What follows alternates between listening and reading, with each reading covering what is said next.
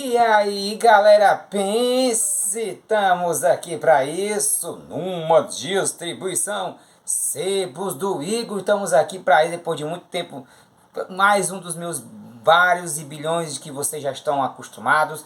Mas você que chegou de paraquedas e não está entendendo bulhufa do que eu estou falando, eu sou Igor Fernandes, eu sou um artista de teatro, mas que assim como você eu também amo os quadrinhos e de vez em quando quase nunca, ou quase parando, mas de vez em quando ainda volto, eu publico vídeos sobre quadrinhos aqui no YouTube. Então se você gosta de quadrinhos e se você quer ficar meu canal e gostar do meu canal, se inscreve e aí simbora aviões para esse top 10 dos meus formatos favoritos. É um vídeo com o intuito de mostrar as minhas preferências, logicamente, mostrar as minhas preferências, mas também trazendo ali, né, os pós e contras desses formatos que eu elenquei como os meus 10 melhores formatos de gibi que eu mais gosto nessa vida bandida.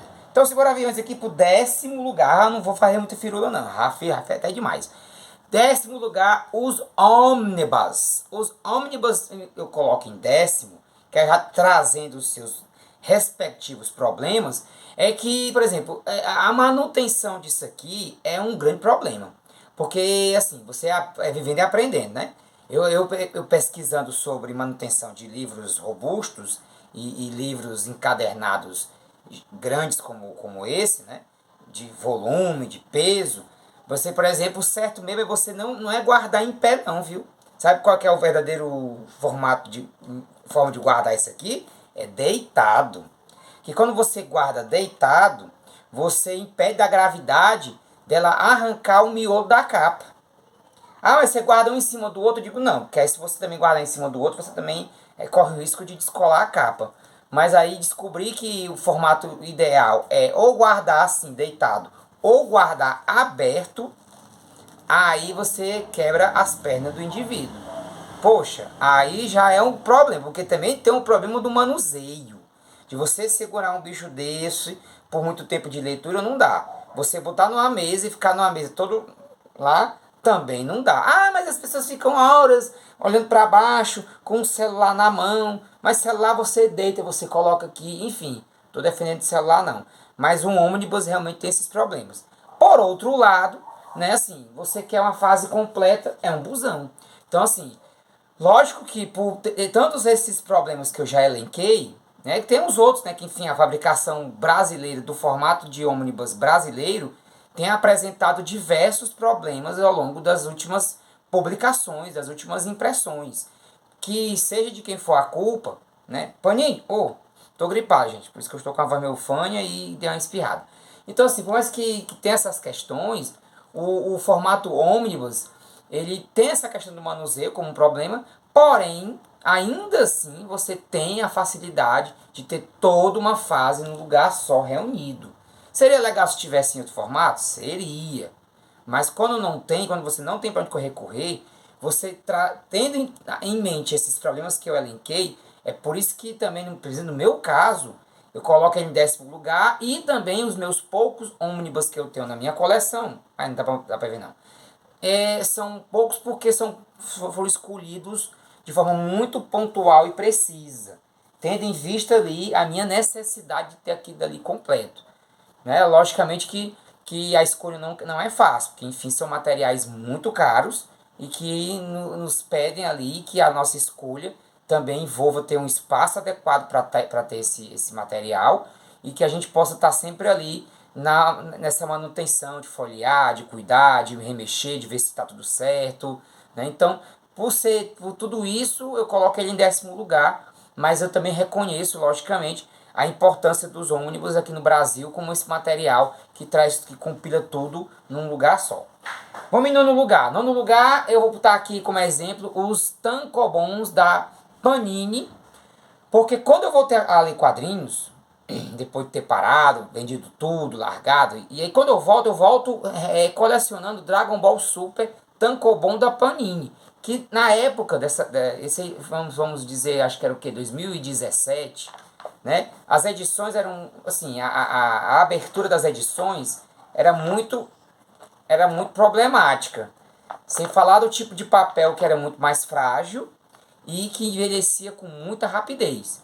E isso aí, a Panini, ao longo dos anos, também tem que reconhecer que ela também melhorou muito isso. Optou por um offset, optou por um material que a abertura dele é mais flexível, que você consegue abrir, deixar ela, né, assim, digamos, as folhas ficam repousadas na capa, ele depois não fica arreganhado. Mas ainda a durabilidade dos mangás da Panini deixa a desejar. Sem falar no fato de que hoje em dia eles estão ainda mais caros, porque os formatos tankobon agora vêm com selos especiais, né? Selo Gold, selo não sei das quantas. E aí, logicamente, que isso é um problema, né? Mangá mais caro sempre é um problema, né? Agora, o que também às vezes me ajuda muito, facilita muito, é que esses mangás, eles são mais fáceis de colecionar, porque você consegue fazer uma coleção completa, com um pouquinho de paciência, você espera ali aquele número que está faltando, porque sempre tem as reimpressões. Perdão. E os formatos tankobon, eles deram uma base firme, um alicerce firme para os Kazenbans. Ah, mas já tinha Kazenban antes? Tinha, creio. Mas os Kazenbans não tinham a mesma importância que tem hoje. Porque o mangá começou a ser lançado no Brasil pelos meiotankos. Com os tankobons é que o Kazenban ganhou um peso de importância maior. Se não é o Kazenban, são as edições 3 em 1, 2 em 1, que é a edição Kazenban capa dura. Isso aí também é mérito de outras editoras, como a JBC e etc, né? Mas enfim, mangá é mangá e mangá também é vida. Vamos agora, né? Fui pro 10º, pro 9º, vamos pro 8º lugar. As edições definitivas que, ao meu ver, foram um grande acerto. Capa cartão, ou capa dura, papel crochê, um formato um pouco maior do que o formato americano. Isso aqui eu estou pegando aqui como exemplo o Cavaleiro das Trevas, mas vai daí Watchman, Crise das Infinitas Terras, V de Vingança, edições definitivas do Homem-Aranha, Demolidor, Quarteto Fantástico. Ou seja, é um formato bem redondinho, que compila o que é preciso, me dá o extra que eu quero, tem um manuseio agradável, embora tenha ali o seu peso, tenha ali a sua consistência, mas que também tem uma facilidade de uso e de durabilidade ali, de embelezar o ambiente. Querendo ou não, isso aí embeleza mesmo. Uma fileira com edições definitivas é uma das coisas mais bonitas que você vê. Ainda mais quando a Panini, no caso da Panini, acerta ali a lombadazinha, né?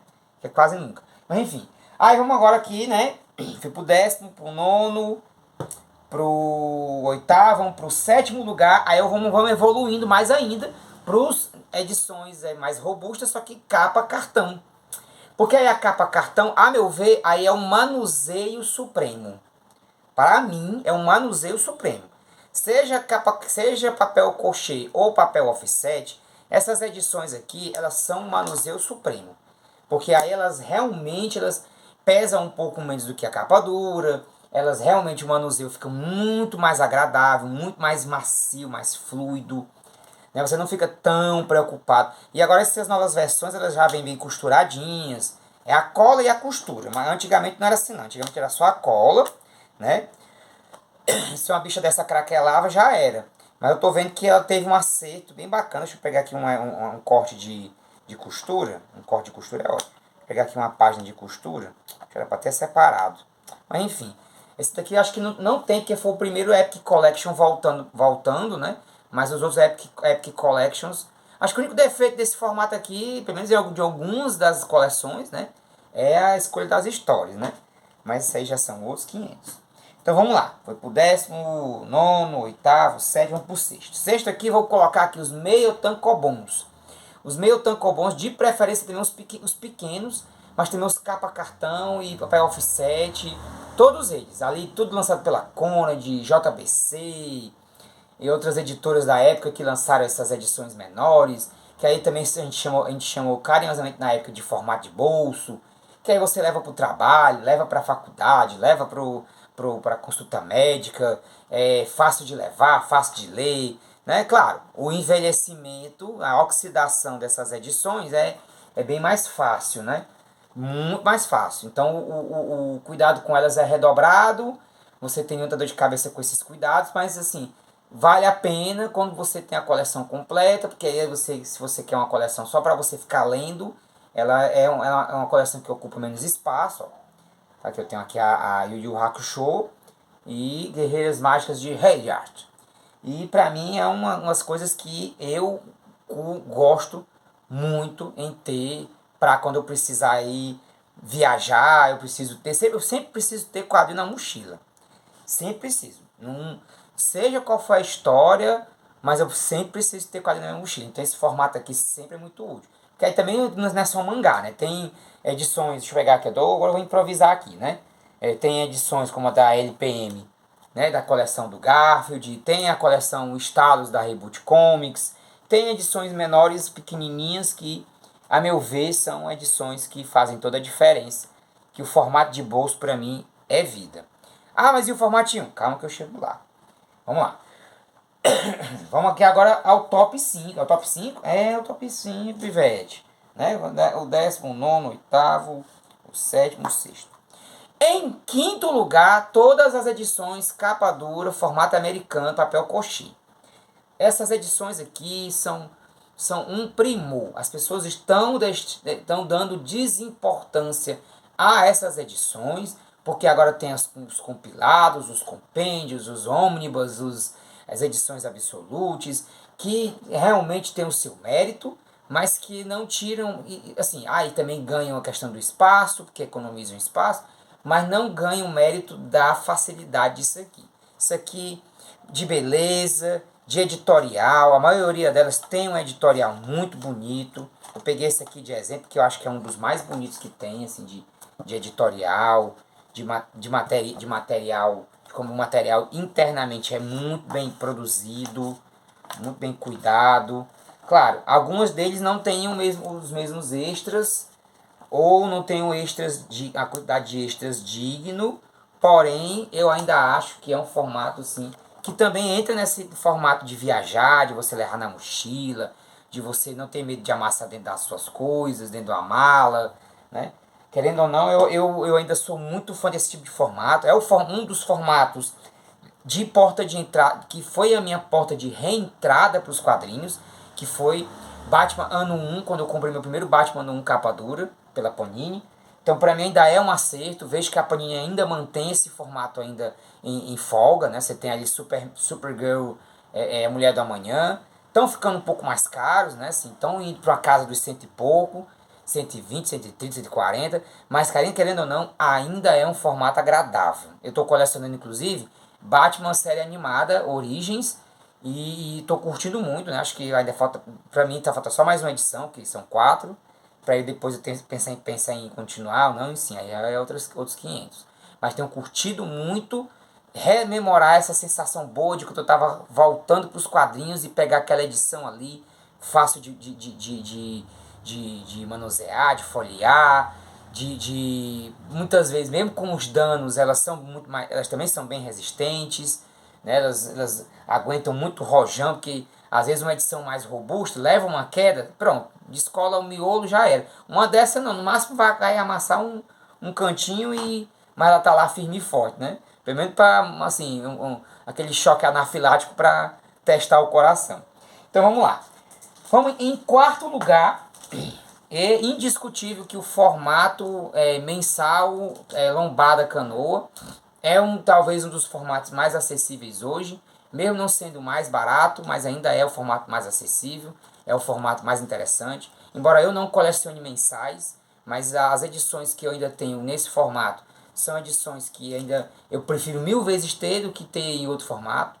Esse aqui eu tenho até um exemplo, esse aqui é um exemplo muito clássico na minha coleção, porque tem a coleção de capa dura desse formato que eu mostrei agora anteriormente, né, agora há pouco, mas eu troquei porque eu não gostei da colorização, da recolorização, preferi as cores originais, então troquei por esse formatinho aqui, por esse formato aqui da editora Abril em formato americano, né?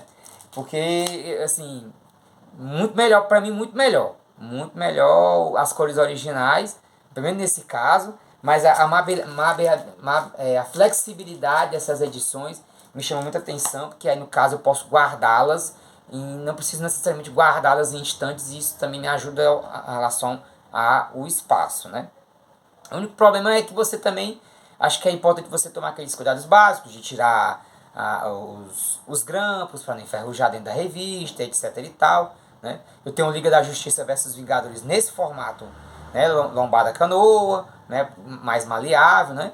E eu temo pela durabilidade dela, mas ao mesmo tempo tô ali cuidando, tirei os grampos, boto no plástico, folheio sempre, e dá aquela sensação boazinha de nostalgia, de eu tô com uma edição que é um gibi mesmo, gibizinho, gibizão, gibizaço, que você pode folhear sem medo, sem frescura, né? Sem marmotagem. Então vamos agora para o top 3. Top 3 ele vai carregar mais afetividade de qualquer outra coisa. Eu vou pegar aqui em terceiro lugar as edições Magazine. As edições Magazine vão desde as revistas Magazine, que tinham as notícias sobre o mundo nerd, que era onde você tinha essas notícias antes de existir de BTubers, sites de notícias e afins, até os graphic novels nesses formatos, principalmente o mais clássico, né? Claro que hoje em dia tem os formatos Magazine capa dura, mas eu ainda gosto mais desses aqui, porque tem um sabor, raridade, né? Só o sabor, não é a raridade, é só o sabor, né?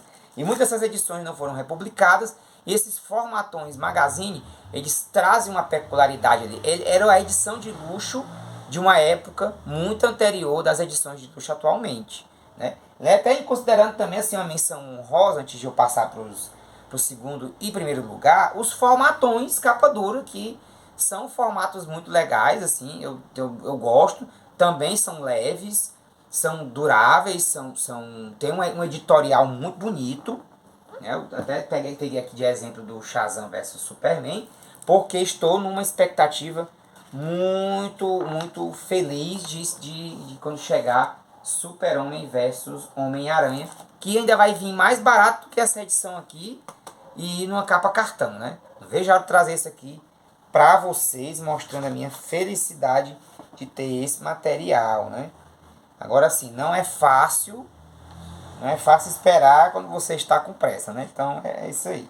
Aguentar aqui o rojão. Peraí que eu acho que eu dei uma amassada aqui. Manipular é um negócio que é assim. Às vezes você se empolga e manipula a massa. Ó. Já perdeu o ponto, ó, o formatão. Enfim. Vamos lá, né? Vocês reparam que eu tô meio assim, meio lerdo, que eu tô me recuperando de uma gripe. Então não tô com muita estripulia. Mas vamos lá. Em segundo lugar, os formatinhos Abril. Vamos estar aí, formatinho Abril, Ebal, RGE, formatinho. O formatinho, como modo geral, foi um formato que originalmente surgiu na Itália, principalmente ali, pegando ali a vibe do Fumetti, enfim, que é os formatos de quadrinho italiano, que são também considerados formato de bolso. Mas aqui a gente chamou carinhosamente de formatinho. E os formatinhos no Brasil ganharam uma fama, uma importância gigantesca pela praticidade, pelo caráter descartável, por serem materiais mais baratos comparados às revistas maiores e a edições mais robustas que podiam também existir na época. Embora há controvérsia sobre se o formatinho ele é considerado barato, porque a gente também tem que considerar também uma série de fatores, né? O salário da época, o custo de vida, economia, etc, etc, etc. Mas querendo ou não, os formatinhos eles envelheceram mal por um lado, porque você tem um editorial muito... Os editoriais dos formatinhos eles são precários, né? Houveram cortes, manipulações, etc e tal. Mas por outro lado, carregam muita nostalgia, carregavam ali um relacionamento muito mais saudável com os gibis, né? Você emprestava o gibi, você trocava o gibi, você rasgava, ia na banca, ainda tinha outro lá esperando por você, você tinha ainda uma reimpressão ali, digamos, razoável dessas edições para você encontrar com uma certa facilidade. E quando se encontrava no sebo, ainda se encontrava ainda num preço bacana. Hoje em dia não, hoje em dia o formatinho tá ficando mais supervalorizado e tá ficando caro, né? Mas aí, assim, é um caro que não justifica. Você comprar uma número um do Super-Homem por 200 conto, acho que ainda não compensa, né? Mas querendo ou não, de um jeito ou de outro, talvez a gente possa vislumbrar que, não pela nostalgia, mas talvez seja pelo fato de você querer uma edição que seja bem